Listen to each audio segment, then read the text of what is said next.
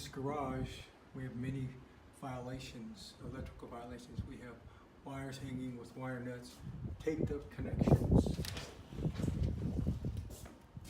This one right here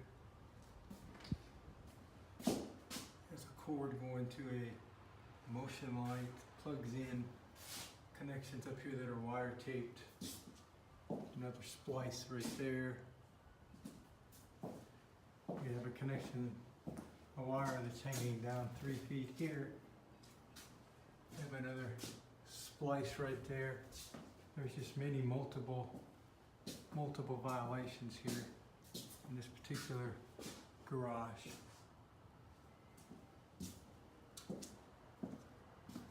And what these require is each splice should be in its own junction box with the proper cover. And you shouldn't have floodlights with wire nuts hanging out that plug into an older outlet.